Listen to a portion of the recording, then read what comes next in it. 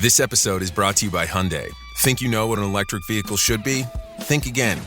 From the charge time and range in the Ioniq 5 and 6 to the 601 horsepower Ioniq 5N, Hyundai is redefining what EVs should be. Learn more about Hyundai EVs at HyundaiUSA.com. EPA estimated 303-mile driving range for 2024 Ioniq 5 SE SEL limited rear-wheel drive and 361-mile driving range for 2024 Ioniq 6 SE long-range rear-wheel drive with fully charged battery. Actual range may vary. At T-Mobile, our critical mission is providing unparalleled 5G coverage for when connectivity is mission critical. Introducing T-Priority, America's best 5G network experience for first responders, even in times of congestion. More capacity, faster speeds, better coverage. T-Priority from T-Mobile. Built for tomorrow's emergencies. Ready today. Discover more at t-priority.com. For qualifying organizations on eligible rate plans, coverage not available in some areas and may be impacted by emergencies.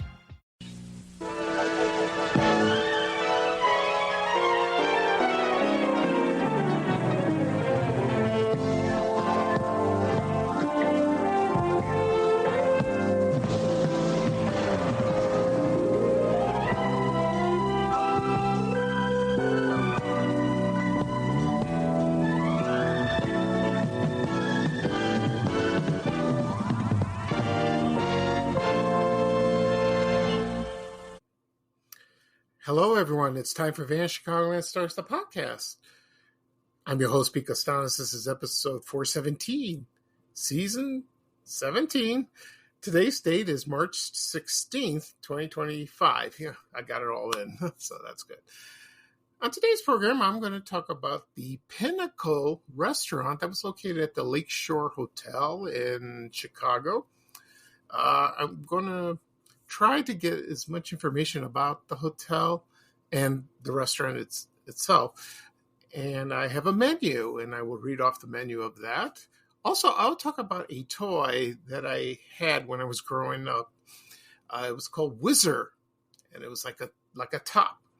So I'll talk about my memories of that, and it was made by Mattel. So that should be interesting. Before we get started, the program will go into a commercial break. And this program is brought to you by Numbers Up board game from Milton Bradley. This is a fun game. And here's a commercial from 1978. So sit back and relax, and I'll be right back with the show, folks. Thank you. Today is Thursday, the day Johnny's mother works late. Well, let's see if I can beat Frankie's score. Johnny is playing Numbers Up. Didn't make it, but I'm gonna before Mom gets home. Set the timer and start. Unscramble the numbered pegs and put them in order 1 to 20 before time is up. Johnny, I'm home. I did it! I beat Frankie's score. Oh, I didn't know you had company.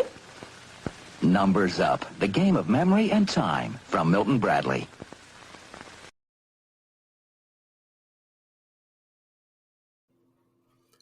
Okay, everyone, I am back. I hope you enjoyed the commercial for Numbers Up from Milton Bradley. Commercials from 1978. I never had this game. I remember watching the commercial on TV when I was growing up. I think it was introduced in the mid-70s, I believe, maybe 76, 77. I'm not sure.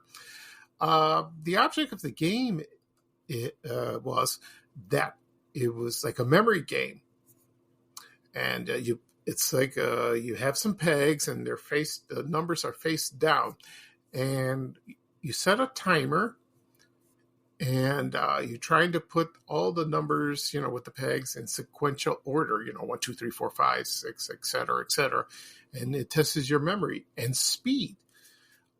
If you beat the clock, if you beat the timer and you get all, I think about 20 of them, you win.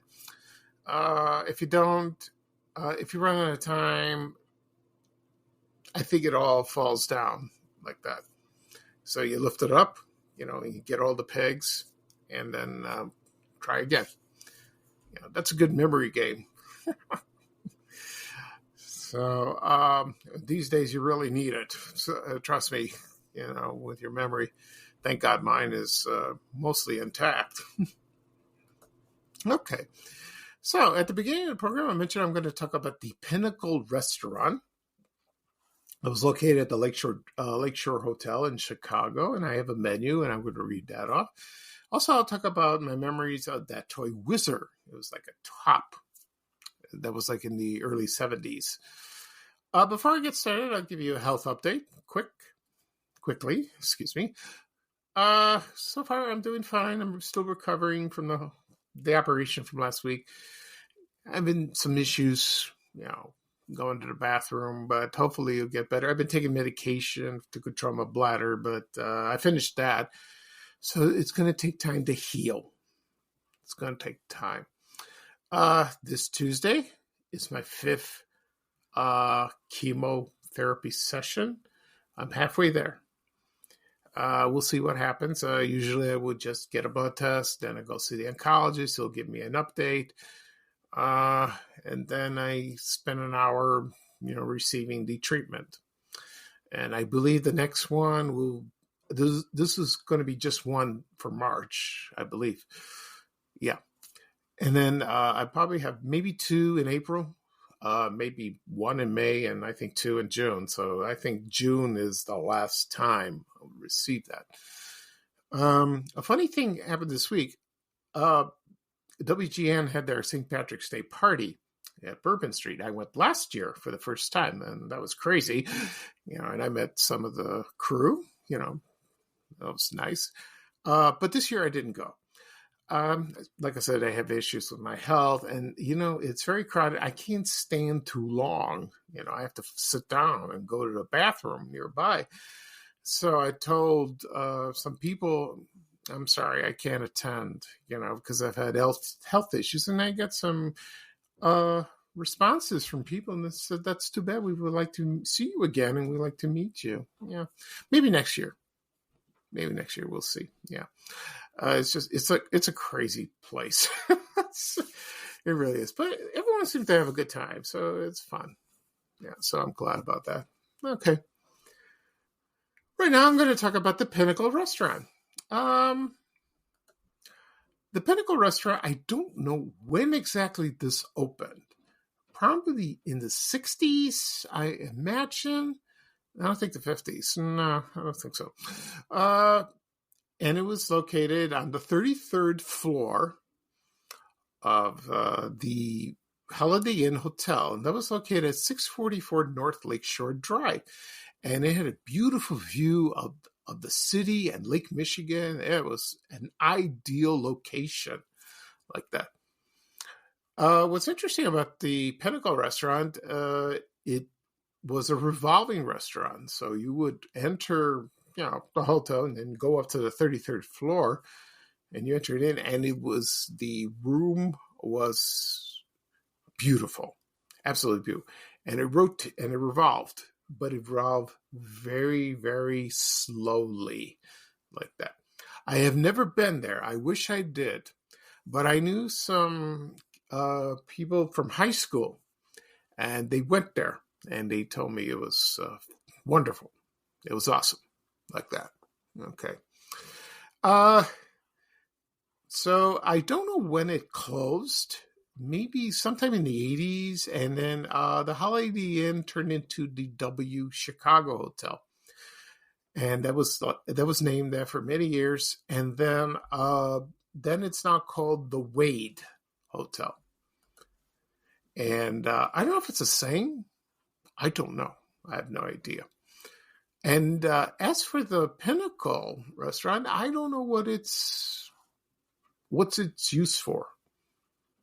I know it's closed, but I don't know what they use it. They use for storage or something else.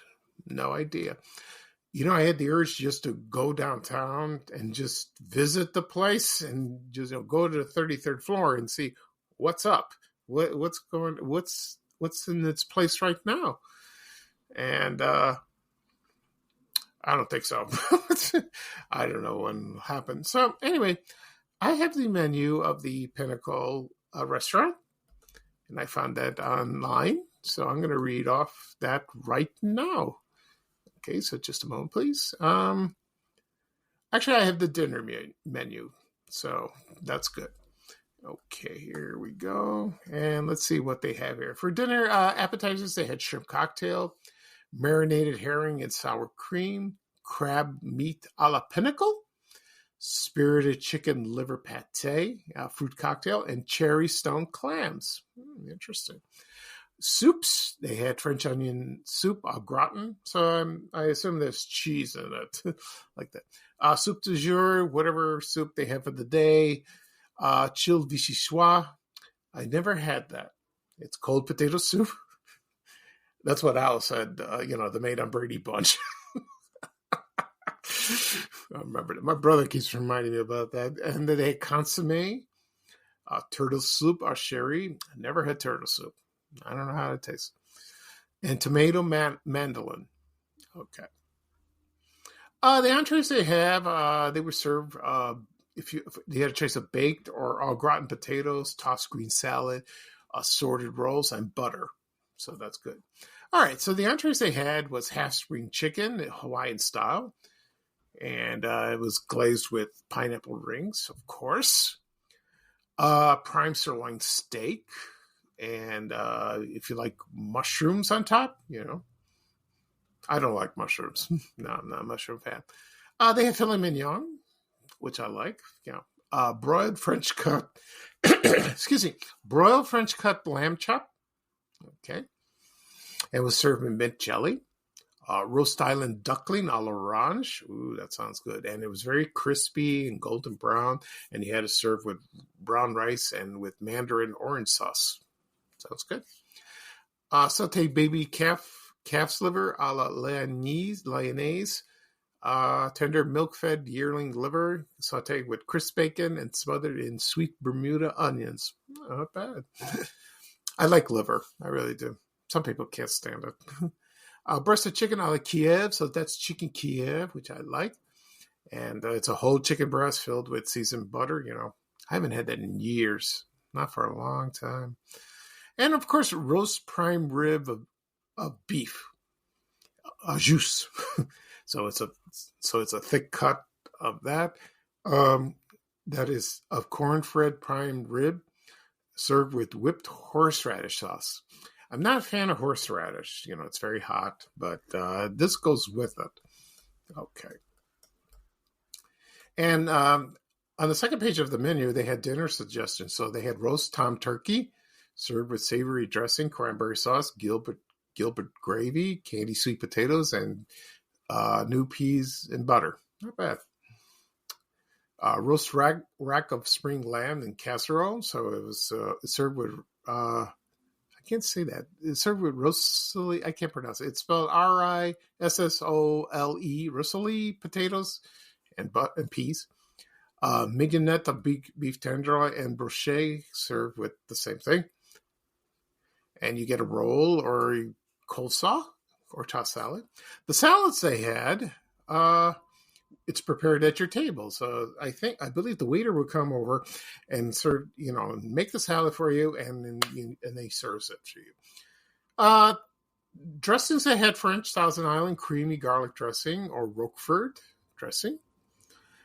You can have Caesar salad, sliced tomato, hearts of lettuce, a Pinnacle salad bowl for two, and romaine salad. Oh, very nice. Vegetables and potatoes, they had asparagus hollandaise with hollandaise sauce, broiled mushrooms, new string beans, green peas, French fried potatoes, au gratin potatoes, grilled tomato, broccoli with drawn butter, baby carrots, and whipped potatoes. Oh, that sounds good. Okay. And for dessert, my favorite, homemade apple strudel, melon when it's in season, cherries jubilee. Oh, I love that. Ice cream pie, assorted petite French pastry, any French pastry you like. Oh, that sounds wonderful. Berries in season, cheesecake, hot apple pie with cheese. That's an Eastern thing, in the East Coast, cheese. I never had cheese with apple pie. I like a la mode, with vanilla ice cream. And then you have fresh strawberry shortcake and ice cream or sherbet. Yeah. Sherbet I like orange or rainbow. Any sherbet I like. Yeah, lime, orange. It's like that. Beverages, they had coffee, tea, milk. I'm sure they had a wine list They serve wine or champagne because it was a very fancy place like that. Okay. So that's good. All right. Let's see. So right now I'm going to take a quick break, and when I come back, I'm going to talk about that toy, the Wizzzer Toy. I had this when I was growing up in the early 70s. So just sit back and relax, and I'll be right back with the second half of the show, folks. Thank you. Okay, everyone, I'm back. Right now I'm going to talk about this toy. It's called Wizzzer. It has 3 Z's, so it's Wizzzer. Okay. And this was introduced in 1969 by Mattel. And it was like a spinning top. It didn't need any batteries. You don't plug it in. And so the way you would spin it is like you would place it on the ground and just zzz, like that. And then it'll spin around like that. And it was very high speed, and it would stand for quite a while like that. And when it was introduced, it was very popular, and it was there until all the way to the mid-1970s. There were names of those. One was called Spinfire, Mach 1, Prowler, Night Winder, Bonehead, Spark Shooter, and the Color Changer, like that. Later on, they introduced a Wizzzer hockey game, and they had a trick tray. I'm going to get to the trick tray in a moment. And one thing, they had some attachments of there as well. So I have the trick tray set. I found this. So came in like in a, it's a package. So one was called the Twirl the Swirls. They had that. The other one, here, let me get it real close, Okay, here we go. The other one was Run the Maze. Flip the Flip, like you flip it like that. Spin the Swirls. So there was like some attachments like that. The other one was called Trap the Tip. And the other one was called Scribble. So it would draw like that. I found a picture of the trick tray a long time ago. And the sticker price had Dispensa's Castle of Toys. That was the toy store that was located in Oak Brook Terrace on Route 83 by Butterfield Road.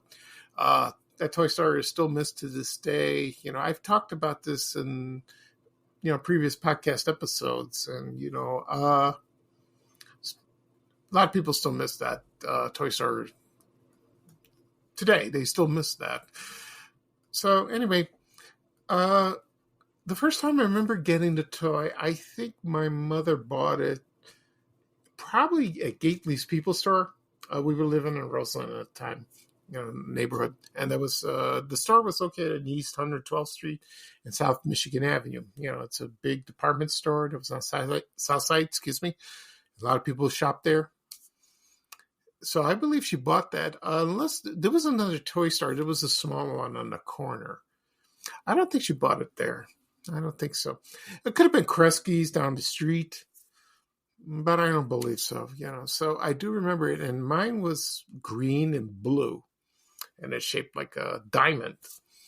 And I remember playing that. The other was, I had another Wizzzer toy, and it was round, and it was orange and black. Okay. So, so when I got those toys, I used to play it. You couldn't spin the top on the carpet.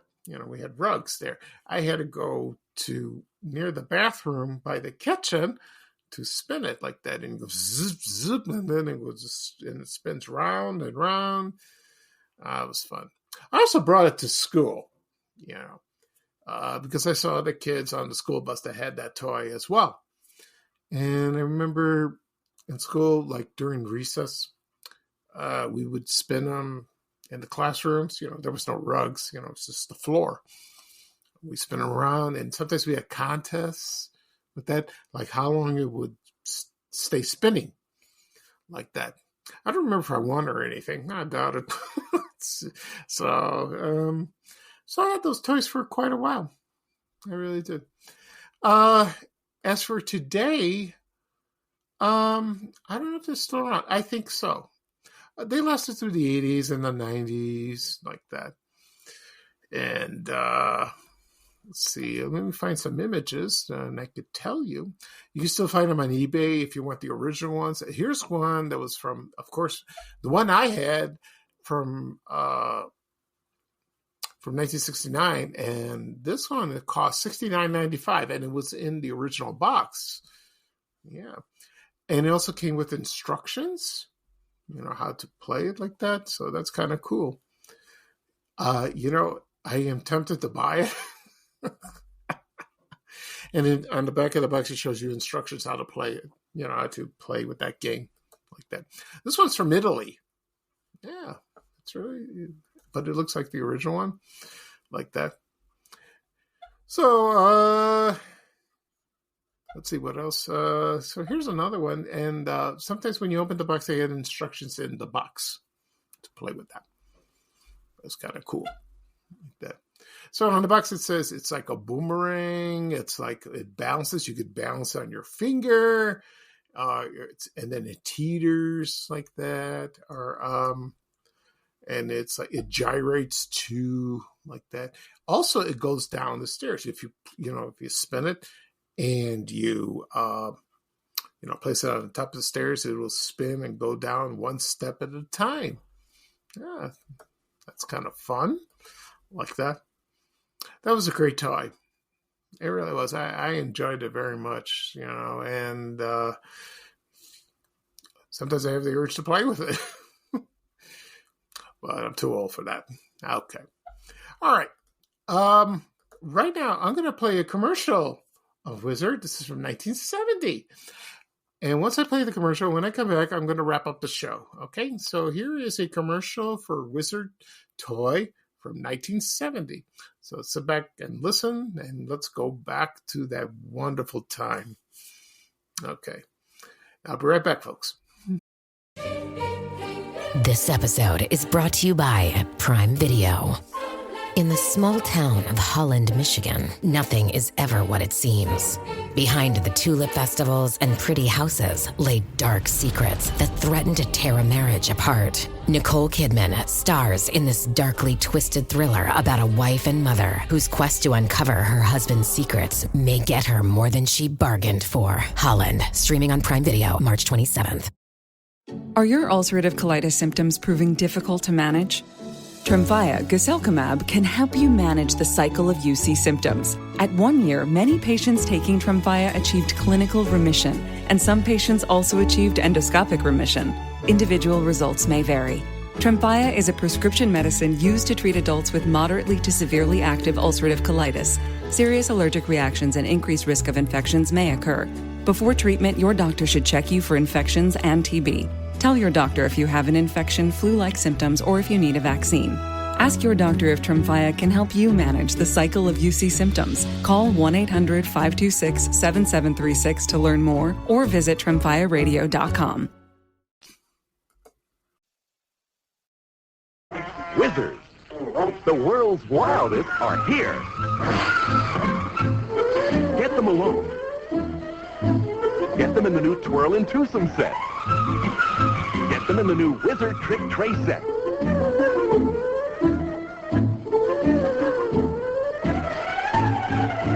Get them.